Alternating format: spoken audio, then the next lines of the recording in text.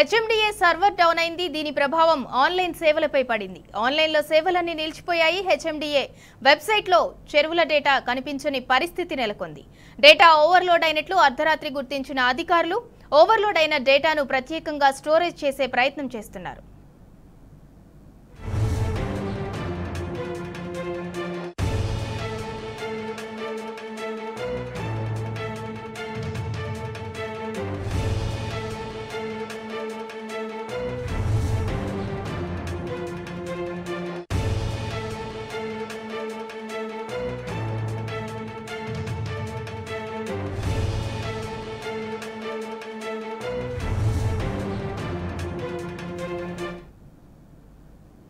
HMDA server down అయింది. దీని ప్రభావం ఆన్లైన్ సేవలపై పడింది. ఆన్లైన్ సేవలన్నీ నిలిచిపోయాయి. హెచ్ఎండిఏ వెబ్సైట్లో చెరువుల డేటా కనిపించని పరిస్థితి నెలకొంది.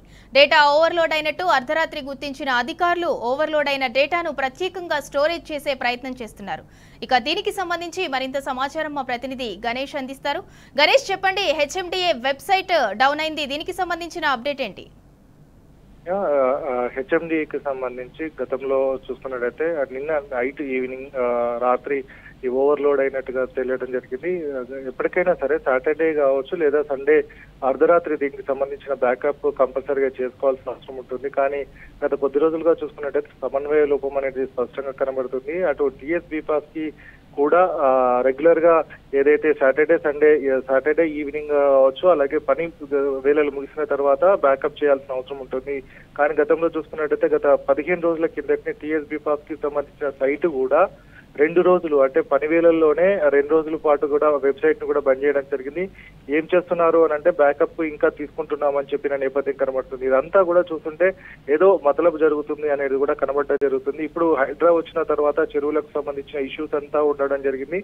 కానీ ఇప్పుడు ఒకేసారి హెచ్ఎండిఏ పైన చెరువుల డాటా కావచ్చు, ఎక్కడైనా కన్స్ట్రక్షన్ కంపెనీ కావచ్చు, అలాగే ఎవరైనా ఫ్లాట్స్ కొన్నాము అన్న వారందరూ కూడా ఈ వెబ్సైట్ పైన ఎక్కువగా ఆధారపడడం జరుగుతుంది. దాని లింక్స్ కావచ్చు, దానికి మ్యాప్లు అవన్నీ కూడా ఉన్న నేపథ్యంలో కూడా ఓవర్లోడ్ కావడం జరుగుతుంది. ఇందులో భాగంగానే చెరువులకు సంబంధించిన డేటా తీసుకోవడానికి చాలా మంది కూడా ప్రయత్నం చేయడం జరిగింది. ఒకేసారి ఎక్కువ మందిగా దానిపై ఒత్తిడి పెరగడంతో ఓవర్లోడ్ అయినట్టుగా తెలియడం జరిగింది. దీనికి సంబంధించి కూడా రెక్టిఫై చేయడానికి అధికారులందరూ కూడా దీనికి సంబంధించిన రెక్టిఫికేషన్ కోసం ఎదురు చూస్తున్నామని చెప్తున్న నేపథ్యం కనబడుతుంది.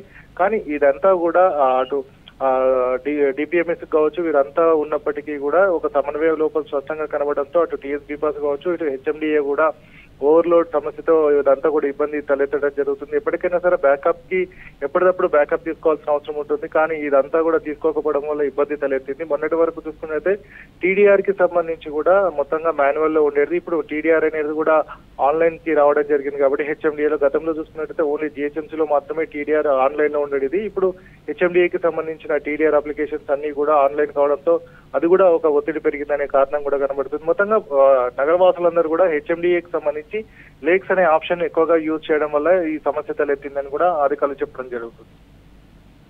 Right, thank you Ganesh.